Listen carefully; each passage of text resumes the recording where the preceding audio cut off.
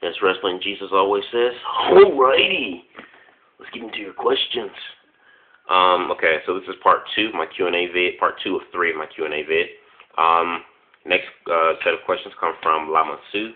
Lamasu, you asked me, who is a better GM, Triple H or John Laurinaitis? To me, I prefer John Laurinaitis. And Triple H was a good general manager. Don't get me wrong, or a decent one at that.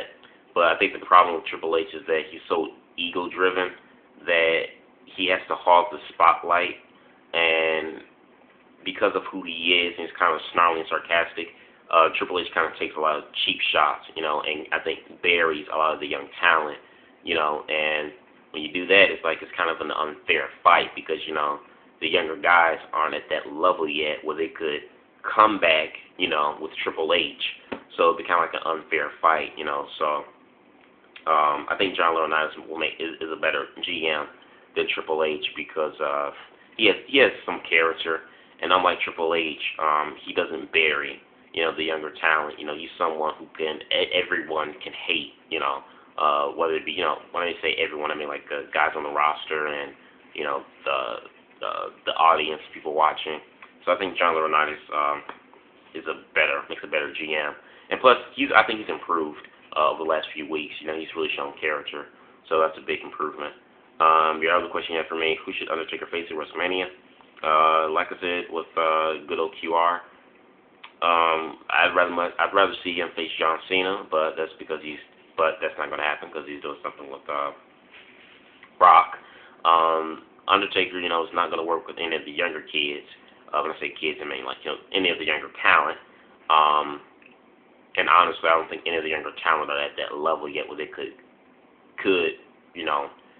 go toe to toe with Undertaker at the biggest pay-per-view. So it's like it really comes down to no one but Triple H because all of the other bigger stars are busy. Jericho's with Punk, Cena's with Rock. What's the guy's name? Randy Orton is with Barrett. So it's like he's kind of stuck with Undertaker. And then your last question for me: will John Cena ever turn heel? I think he will turn heel. I think one thing I can say I have enjoyed with this possible heel turn is that it's been a slow build because mostly in wrestling, for a baby face to turn heel, the transition is like pretty quick. It's like night and day. The face can just do one wrong thing, to piss the crowd off. If he does it for like 1 to 2 weeks, automatically he's a solidified heel, full-fledged heel. And then normally when it's a baby face turning a heel turning into a baby face, a bad guy turning into a good guy, that's always a longer process, a longer build, like maybe like a 1 to 2 months, maybe, or if not a little bit longer. But it's always a longer build for a face to transition.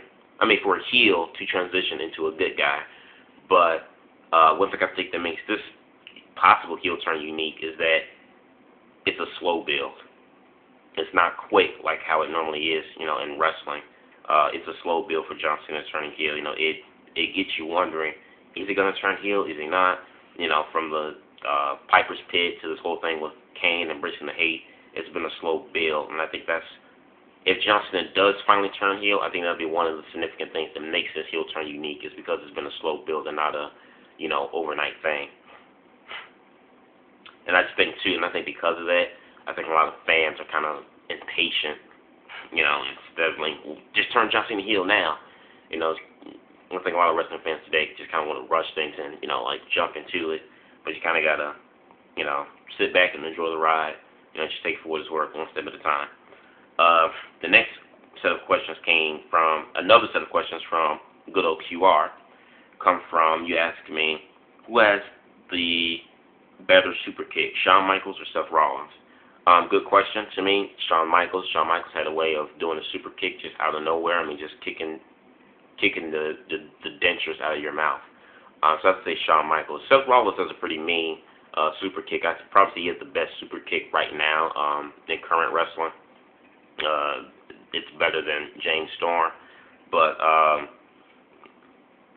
Shawn Michaels, I think, has the better super kick between the two. Then your last question from you sent me is, what do I think of what do I think WWE is going to do with Evan Bourne? Honestly, from what I've heard, WWE gives everyone 3 strikes. Once you get those 3 strikes, you're out. Evan Bourne has already gotten 2 in the past, month and a half. And from what I've heard, is that Evan Bourne is actually says that he's tired of WWE. Like, legitimately, he's tired with the WWE. He's frustrated with them, and he does want to leave. And so because of the problems he's had in the past month and a half, I can pretty much guess that WWE probably want to let him go. And if they do, honestly, I don't think it'll be a loss. I don't think it'd be a great hit, to their roster, because if you look at the time Bourne spent in WWE for the last 4 years, he hasn't really done anything significant. I mean, he had that one good short feud with Jericho, but then he was gone for like months, I think, due to injury. And then they finally put him up with Kingston into a tag team. They became champs, which I really enjoyed these guys as tag teams, but he screwed that up too. So if you count all his times that he was in WWE and the short pushes he's gotten, I don't think it'd be a great significant loss if they release him. So that's my thoughts on Evan. Another question I gets from Most Extreme Wrestling. Thank you guys for sending in a question. I enjoyed you guys today, so hope you guys enjoyed mine. But your question you guys sent me in is, was I a Sega man or a Nintendo dude? Good question. Honestly, I was more of a Sega man. Because to me, the only games I really liked on Nintendo, like for the NES at least, the Nintendo NES, was Soul Calibur, and then we got to the N64, GoldenEye 007, and Pokemon Stadium. Those like the only games I played for like the N64. And occasionally I played Mario. I was never really big into Mario, like a lot of people were, even though it's like one of his best sellers. I was never really big into Mario. And then I've played, of course, Zelda and Donkey Kong I loved as well. But those were like the only games I really played with Nintendo. Sega, I mean, you name it, I had it. I played it. Street Fighter, Mortal Kombat. Sega was pretty nice. The Genesis, at least, that was the first version of the Sega I had. And with Genesis had a lot of the arcade, games you would play in the arcade. They had those available, for the Sega not the Dreamcast, but for the Genesis, for the cartridges on the Genesis. So like the Street Fighters and the Mortal Kombats and the Sonic the Hedgehogs and Ninja Turtles, those based off the cartoon. I played all that stuff, so I was more of a Sega man than I was Nintendo. Next question comes from 2011 Go Knowles. You asked me who's my favorite Wondergirls member. Yubing. I love Yubing. Yubing is I love her natural dark skin tone. I think it's really beautiful, and she's really pretty, for a tomboy. I'm not that much into tomboys, but she's like, in K-pop at least,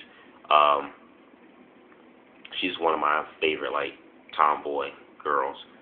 The other question is, who do I think is the most underrated K-pop group?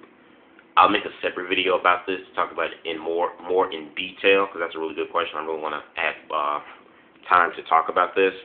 But to kind of just answer it quickly, the top 2 groups that come in my mind who I think are really underrated are M Black and Teen Top.